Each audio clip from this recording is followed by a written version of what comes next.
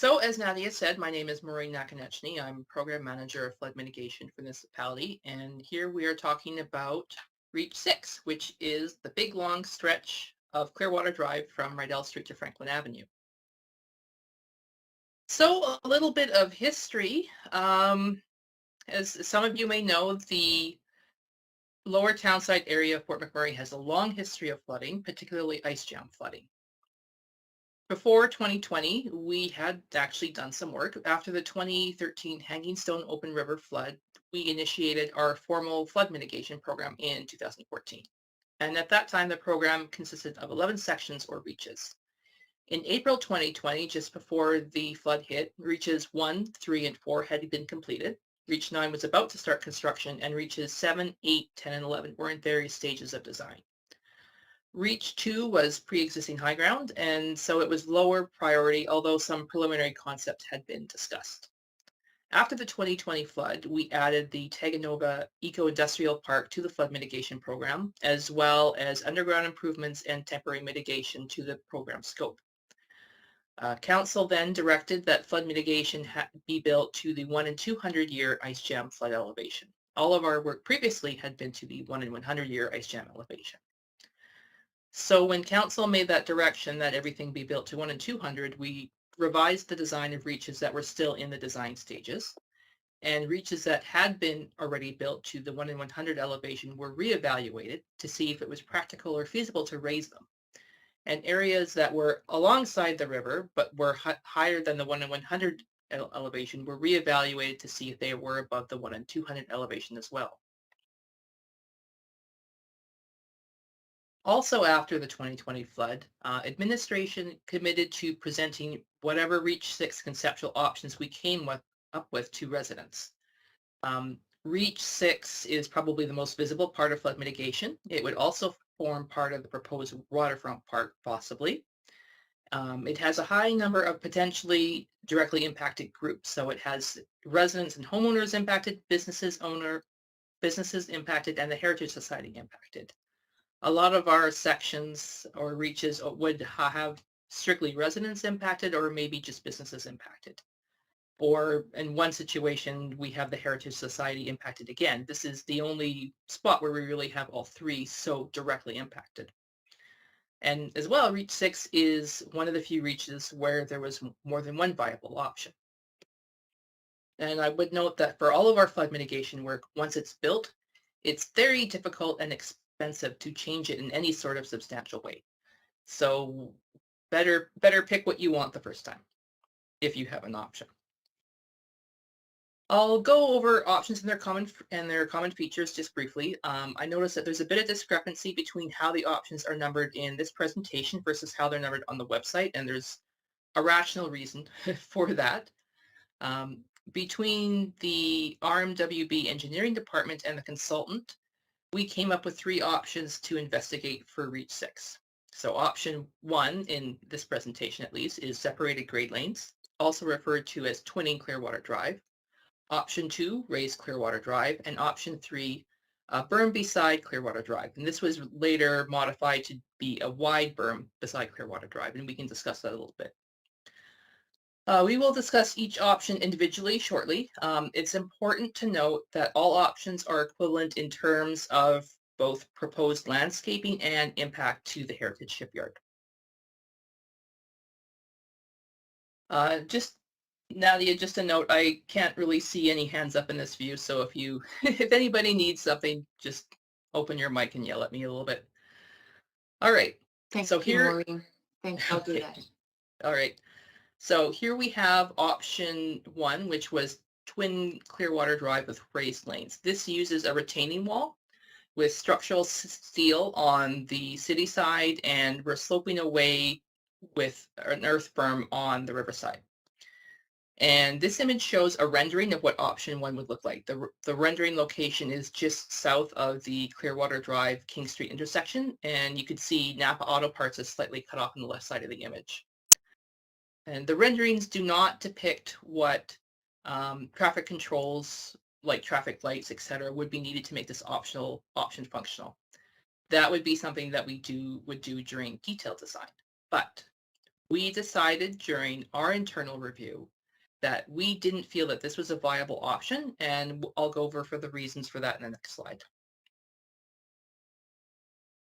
While option one did have some positive aspects, such as fitting within the road right away and leaving lots of space between the flood mitigation and the river, we felt that the negative aspects outweighed the positive. In our internal review, we came up with a lot of negative features. One of the big ones is, how would we get pedestrians onto the other side of it? Would we have to build overpasses? Probably. That's really complicated. We'd need ramps for left turns. We would probably need about 3 construction seasons to build this, and this would also be the most expensive option. Our operations and maintenance groups pointed out that snow clearing would be quite difficult, and the structural steel wall would be a graffiti magnet. So for those reasons, we're not pursuing this option further. We did think it was important to present all the concepts that we considered during the initial stages of this work. So moving on to the next option, which is raise Clearwater Drive. So this would entail simply raising the road, similar to the 4-lane section of Clearwater Drive by Sarikas. We did consider a 4-lane version of this option. So this version is 2 lanes. We considered a 4-lane version as well initially, but during our initial review, we figured that the current traffic levels do not require 4 lanes at this time. If we choose this option, it will be designed so that Clearwater Drive could be expanded to 4 lanes in the future if that was needed. So again, here's a rendering taken from roughly the same location, the intersection of Clearwater and King Street. The white dash line in the grass shows the transition between the raised road and the existing ground. And you can't see it on the river side because it's just because of the way the slope is, it would be very difficult to see. This option does stay within the existing road right away. And here we have the land impacts for option 2. The yellow hatched boxes are privately owned parcels. So option 2 would end up just short of the privately owned parcels. There's a slight incursion onto a different privately owned parcel that has a different owner that's located closer to Franklin Avenue. But that owner is one we've successfully obtained easements from in the past, so it wouldn't be as contentious as the options shown. And when we get to the end of the presentation, we'll be talking a little bit more about why any encroachments or acquisition of the land, the private parcels shown here, would be such a big deal. So here we have the pros and cons for option 2. Just going to run through this really briefly. Pro, it preserves the view of the river from the road, which is both aesthetic and a safety consideration for anybody who's on that trail space. It would be easy to ensure pedestrian access, and it leaves lots of room between the mitigation and the river for future park space or whatever the heck we decide to do with that land. The cons is it would require regrading existing intersection and possibly some retaining walls. There's one property that's accessed via Clearwater Drive. The address I come up with is 8103 Manning Drive. Or is it Manning Avenue? Oops. I don't think the building has an actual name, but most people will know it as the backside of where the Service Canada location. Raising the road is also the second most costly option, and Clearwater Drive would be disrupted during construction. Now to option 3, which is the wide berm beside Clearwater Drive. So the option we're presenting here anticipates that we're staying at 2 lanes for Clearwater Drive. But again, we are designing it so that we'll leave space so Clearwater Drive can be expanded to 4 lanes in the future if we want to. So this rendering depicts Clearwater Drive near Sobeys, looking northish. We chose a different location for the rendering just because the grass makes it hard to see slopes in the other view, so this shows it a little bit better. This image shows the private land impact for the wide berm option. As you can see, This option does encroach upon privately owned and possibly contaminated parcel of land. There's also another encroachment closer to Franklin Avenue, but the size of the encroachment there might be able to be reduced during detailed design. As well, the parcel closest Franklin Avenue is also suspected to be contaminated, but we don't believe it to be as bad as this parcel here, and the extent of the physical extent of the contamination isn't expected to be as pervasive. So option 3, it's the cheapest option, would be easy to ensure pedestrian access. Construction would have the least disruption of Clearwater Drive, and the berm itself could be used as park space. The con is it cuts off view of river from the road. It may encroach upon probably contaminated land, requiring land acquisition and possible environmental remediation.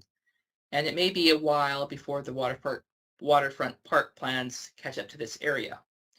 So the landscaping would be pretty basic, as we've said before. So you wouldn't have the nice features, the artwork, the signage, etc., until waterfront park catches up to this area. With regards to the needing to acquire potentially contaminated land, that throws a bit of a monkey wrench into both our timelines and our budget, but mostly our timelines. Private land acquisitions often take 2 years or more, and negotiations for this one would be complicated because of the possible contamination. Once it's acquired, we would have to determine with Alberta Environment and Parks what remediation, if any, is required. We might have to do further studies as part of that process, which would take more time. The remediation itself would also be costly, but not so costly as to make up the cost difference between the raise the road and the wide berm option. So that is my presentation.